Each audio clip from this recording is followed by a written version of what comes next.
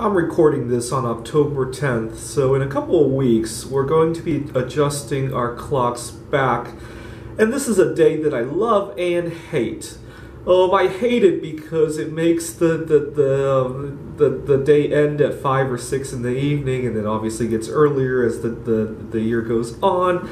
But I like it in the sense that it gives me a 25-hour day, and it's not the only 25-hour day I've ever experienced, and it makes me think about this concept and allows me to talk to people about this concept every year when this happens. When I was in college, I had a hard time going to bed on time, and when I did get to bed, I had a hard time waking up. I was living with my parents at the time. It drove my mom crazy because she had a hard time getting me to sleep. She had a hard time waking me up.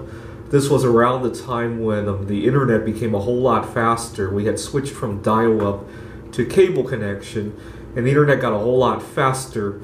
And at the time, I loved to play chess on Yahoo Games. Yahoo Games is gone now, which is a shame because a few years ago, I used to be able to test computer games that I was writing by playing against people on Yahoo Games and seeing if any crazy blunders would come up.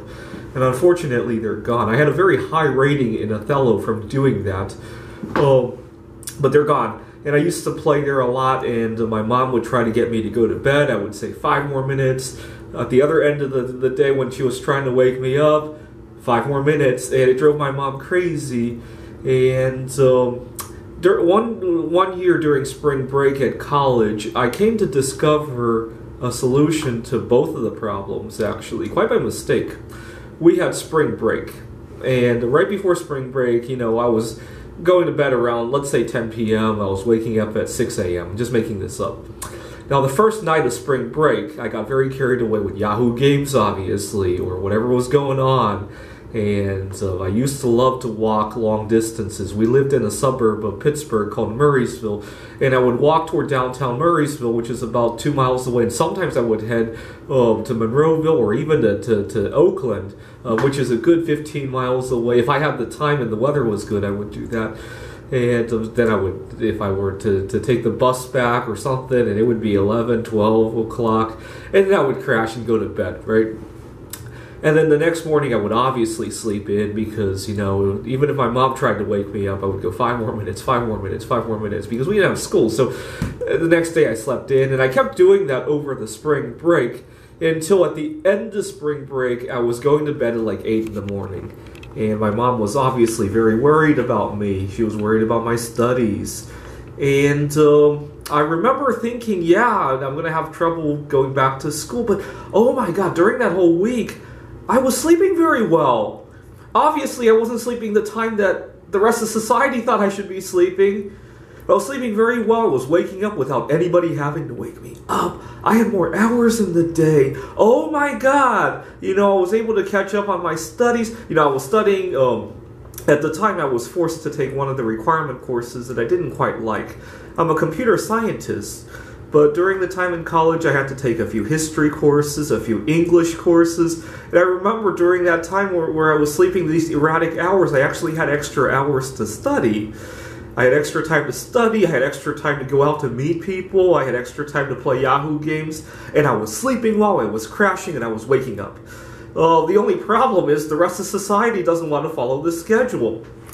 And then I realized it's not so much that the rest of society doesn't want to follow this schedule, because, let's face it, during the time when I was up during those weird hours, I kept seeing TV ads about sleeping pills for insomnia. I saw ads for 5-hour energy for the next day when you go to work. I saw ads for dating websites because people didn't have time during the day to go out and meet new people. And I saw ads that basically told me that what I'm doing was not necessarily wrong. It's just that people haven't seemed to come together and do this. Okay, so my first day living in Seattle, where I'm living right now, I had moved from New York.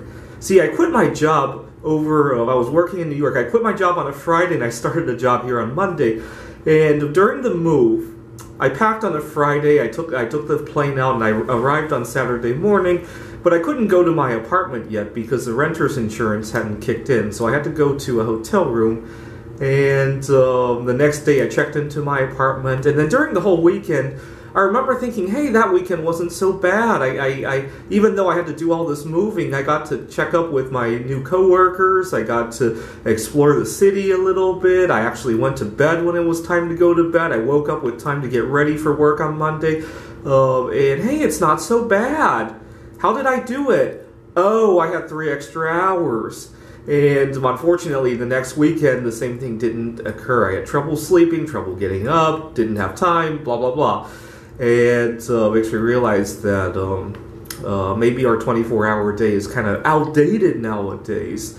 I had a time when I had to drive back from the East Coast to Seattle. I had to go pick up a car and to use here in Seattle. So I drove the car here.